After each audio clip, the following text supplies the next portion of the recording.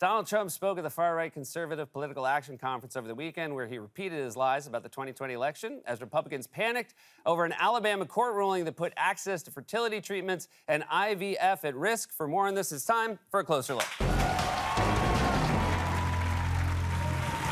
Well, we've been off for a week and a lot has happened while we were gone. The total owed by Donald Trump and his company in a civil fraud trial has climbed to $464 million, and he's been barred from doing business in New York for 3 years, which means he will no longer be allowed to sell his Chanel bags in Times Square that are suspiciously spelled with 3 N's. The GOP's already feeble impeachment case crumbled after their key informant was arrested for lying to the FBI and confessed to having ties to Russian intelligence. Trump won the South Carolina primary, despite 1 in 5 primary voters saying they won't support him in November. And he debuted a new line of sneakers that looked like they should be sticking off the legs of a witch who got crushed by a Trump condo the bank foreclosed on.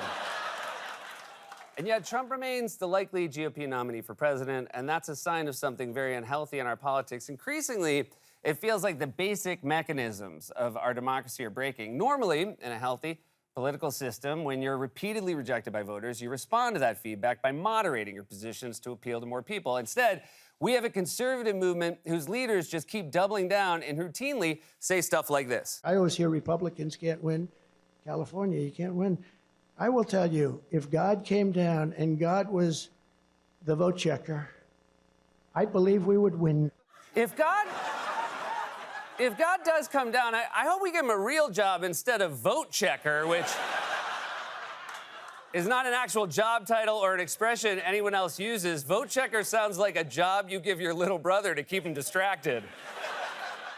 And why does God need to come down here to check votes? He's God. He was working remotely long before the pandemic. Working remotely is like his main thing. It doesn't matter that this nonsense is utterly deranged and has been repeatedly debunked. It's gospel with the MAGA cult and the people at the annual Weirdo Convention known as CPAC, where Trump spoke on Saturday. They're very angry at me because I won an election that wasn't supposed to happen, and they were caught off guard. And they said, we'll never let that happen again. And in 2020, they cheated like dogs, and we all know it.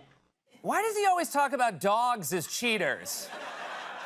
I think he may have gotten the wrong message from that painting of dogs playing poker. Trump's election delusion has infected the entirety of the GOP. Just look at this exit poll from South Carolina over the weekend. Do you think Biden legitimately won the 2020 election? Here in South Carolina, in this primary today, only a third, 32%, say that he did legitimately win. Only a third give the correct answer to this question. 2/3, 65%, wrongly say that Joe Biden did not legitimately win the 2020 election. And in that same poll, 70% said dogs are liars.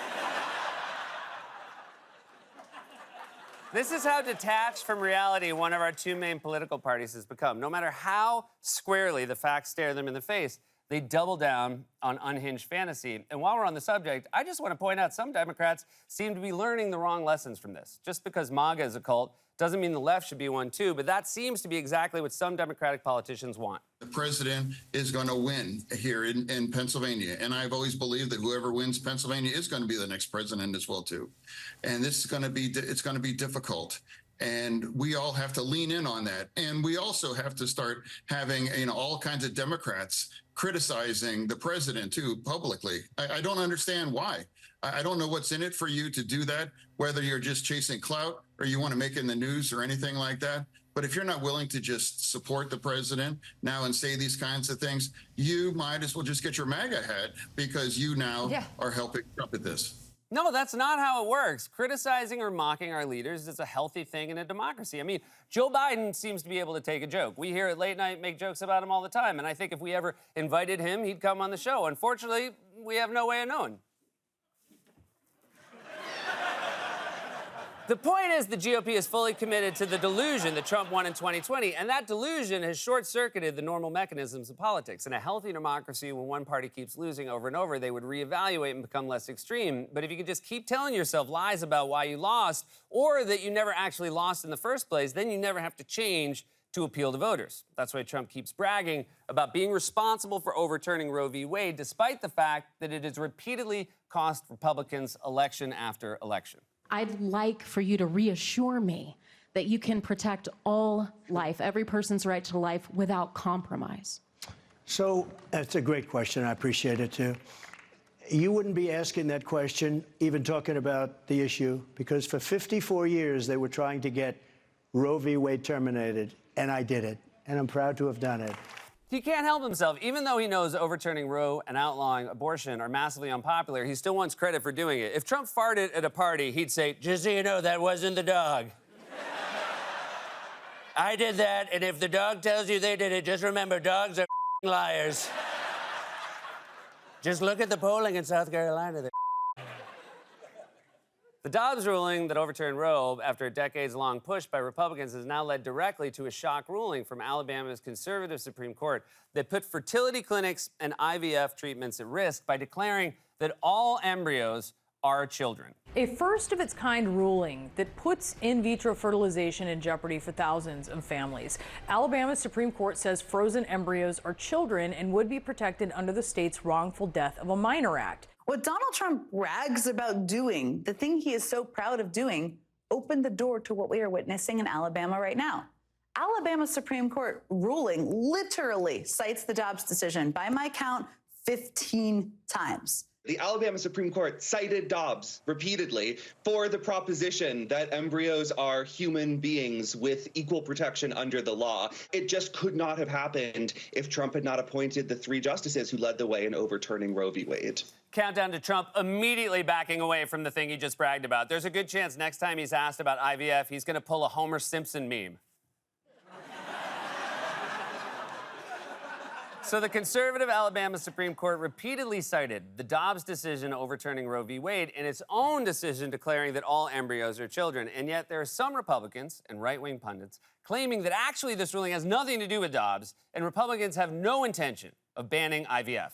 White House Press Secretary Karine Jean-Pierre was just asked about the Alabama Supreme Court ruling that stated frozen embryos amount to unborn children. She tied it to Roe v. Wade, and it has nothing to do with Roe v. Wade. Hillary Clinton's accusing us of being against birth control. The last thing we'll do is shut down a fertility clinic to have a child that you desperately want, and the last thing we'll ever do is try to outlaw birth control. So when Hillary Clinton talks about that, that tells me they've run out of things to say about their own agenda.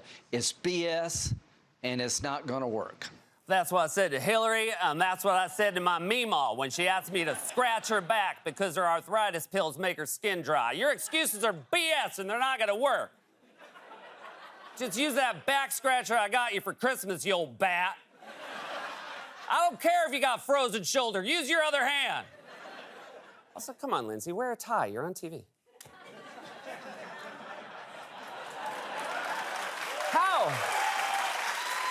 How can you claim this has nothing to do with Roe v. Wade and the Republicans won't go after fertility clinics when that's exactly what they just did? The ruling was issued by Republican judges in Alabama who ran for the state's Supreme Court as Republicans, who cited a ruling overturning Roe v. Wade that was written by Republican justices who were appointed by Republican presidents, including a guy named Donald Trump. Saying this has nothing to do with Republicans is like saying the Dolly Parton song Jolene has nothing to do with a woman named Jolene, which is another argument I'm sure Lindsey Graham would happily make. I'll listen to that song plenty of times. I've never heard of this Jolene. Jolene, Jolene. The threat to fertility treatments and IVF in Alabama is the inevitable consequence of your actions. You can't say you're pro-IVF if you're also in favor of so-called fetal personhood, which puts IVF at risk. Voters know that. And you can tell Trump is spooked because his handlers wrangled him into reading a prepared statement expressing support for IVF off a teleprompter, although he can't even do that like a normal person. I strongly support the availability of IVF for couples who are trying to have a precious little beautiful baby. Oof. Trump's syntax is so weird. If a friend called and said, I'd love to come over and see your precious little beautiful baby, you'd immediately move and never give them your new address. Word has it the stork made a delivery. It's your friend Keith. We gotta move. The Alabama ruling is a direct result of the GOP's successful decades-long push to overturn Roe, and now they're shamelessly trying to pretend they had nothing to do with it. In a normal democracy, they would have to abandon the doctrine of fetal personhood because of how extreme it is, but MAGA conspiracy theorists have broken the normal mechanisms of politics. Now, instead of accepting defeat, whenever Trump loses, he whines like A precious little beautiful baby. This has been A Closer Look. Hey, everybody, thanks for watching A Closer Look. And as a reminder, my brother Josh and I have started a new podcast called Family Trips with the Myers Brothers. We hope you listen. We hope you like it. And see you soon.